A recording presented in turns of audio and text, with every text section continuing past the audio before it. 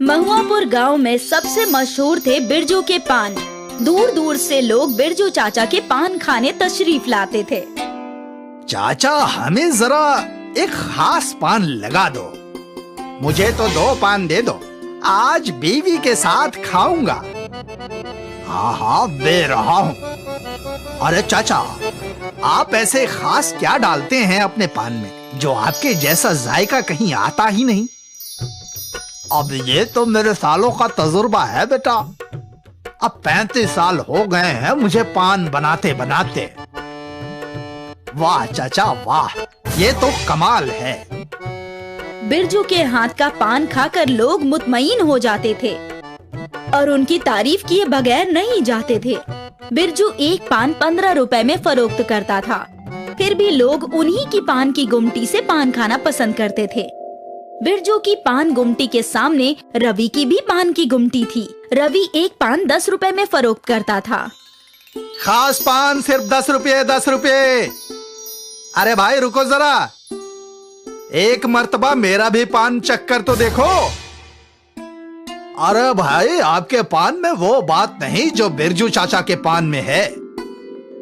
अरे लेकिन मैं भी तो पान में वही सब डालता हूँ जो बिरजू चाचा डालते हैं। अब जो भी हो, हम तो बिरजू चाचा का ही पान खाएंगे। रवि लोगों को बुलाया करता था, लेकिन फिर भी लोग उसके पास पान नहीं खाया करते थे। कुछ गिने चुने लोग ही जो रवि के दुकान पर पान खाया करते थे, इसलिए रवि बहुत मायूस रहता था। हर रोज रवि मायूस चेहरा लेकर घर जाया करता था। क्या हुआ, आज भी फरोख्त अच्छा नहीं हुआ क्या? मालूम होता है उस बिरजू चाचा के मरने तक मेरी कोई फरोख्त नहीं होगी। सोच रहा हूँ कि किसी और गांव में जाकर पान गुमटी खोलूं। मैं कहीं नहीं जाऊंगी, इस गांव में सब कुछ अच्छा है।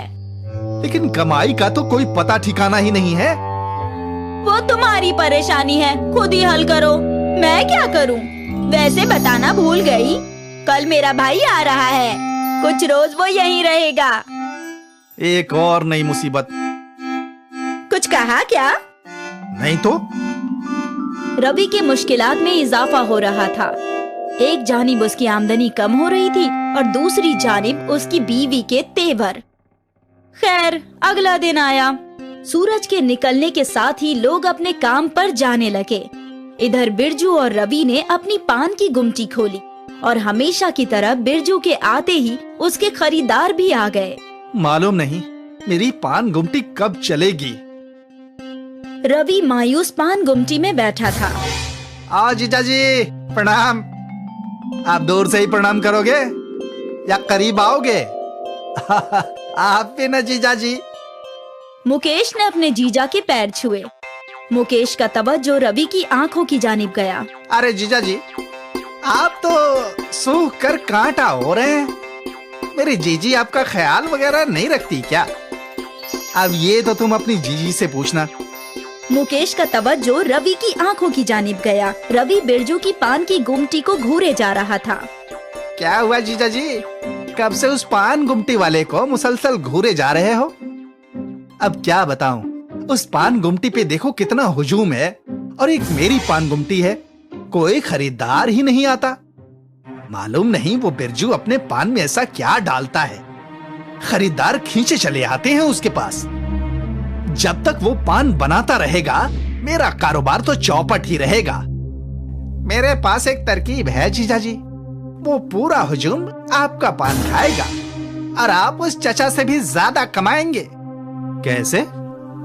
मुकेश ने अपनी तरकीब रवि के कानों में बताई।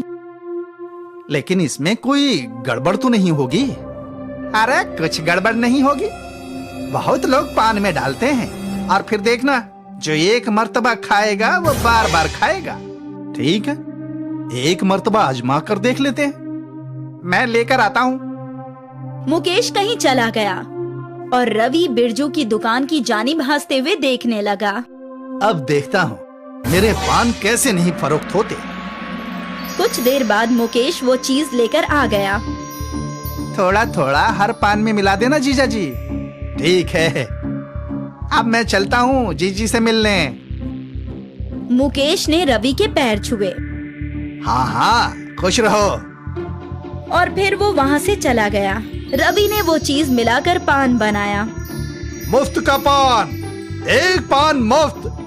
आओ आओ आओ चखो, ऐसा पान कभी जिंदगी में नहीं खाया होगा। रवि की आवाज सुनकर लोगों का तवज्जो उसकी जानिब गया। मालूम होता है ये पागल हो गया है, पान मुफ्त में दे रहा है। मुझे लगता है इश्तिहार के तौर पर मुफ्त में दे रहा है। चलो ठीक है, चलकर खा ही लेते हैं। बिरजू के कुछ खरीदार रवि की पान गुमटी पे आए। मुझे एक मुफ्त पान दो और मुझे भी। रवि ने दोनों खरीदारों को पान दिया। वो पान खाते ही उनका दिल खुश हो गया और शक्ल पे खुशी आ गई। अरे वाह, ये तो कमाल है, ऐसा पान मैंने जिंदगी में नहीं खाया। वाह वाह, क्या बात है। अपने पान की तारीफ सुन रवि खुश हुआ। एक और पान दो। एक ही पान मुफ्त था, दूसरे का दाम 15 रुपया। ठीक है, ये लो। रवि ने पैसे लिए और दूसरा पान दिया। इन दोनों को देखकर कई और खरीदार रवि का पान खाने आए। मुझे भी मुफ्त पान दो। मुझे भी। जिसने मुफ्त का पान खाया, सभी ने दूसरा पान खरीदा और उस पूरे दिन में रवि की काफी अच्छी आमदनी हुई।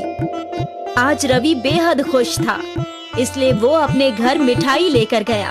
अरे वाह जीजा जी, बहुत खुश लग रहे हैं। तुम्हारी तरकीब काम कर गई। आज पहली मर्तबा इतने सारे पैसे एक ही दिन में कमाए हैं मैंने। वाह वाह। ये लो स्वर्णा, तुम्हारी पसंदीदा मिठाई।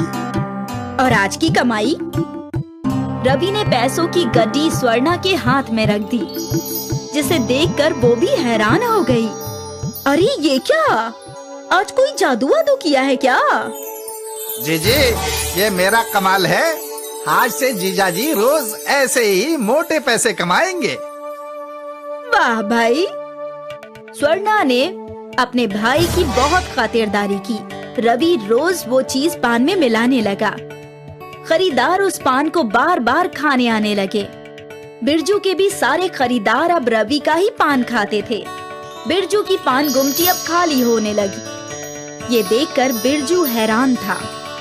हे भगवान, ये कैसा करिश्मा है आपका। अपना करम मुझ पर बनाए रखना भगवान। बिरजू भगवान को याद कर ही रहा था कि उसकी गुमटी पर एक खरीदार आया, एक नामालूम शख्स। चाचा, एक पान दीजिए। बिरजू ने उस खरीदार को पान दिया और 15 रुपए ले लिया। फिर वही खरीदार रवि की दुकान पर गया और उसने वहाँ से भी एक पान खरीदा और फिर अपनी गाड़ी में बैठकर निकल गया। कुछ देर बाद ये नामालूम शख्स वापस लौटा और सीधा रवि की दुकान पर गया। उसने रवि की हाथों में हथकड़ी डाल दी। भोले भाले लोगों को अफीम वाला पान खिलाते हो? ये झूठ है जनाब।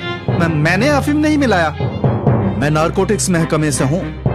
हमें कबल ही खबर मिली थी कि इस गांव में कोई पान वाला अफीम मिलाकर फरोख्त कर रहा है, और जब हमने दोनों पान वाले के पान की जांच की तो इल्म हुआ कि तुम्हारे पान में अफीम मिली हुई है। अब तुम्हारी आगे की जिंदगी कैद खाने में गुजरेगी। पुलिस वालों ने रवि को गिरफ्तार कर लिया और हवालात में डाल दिया।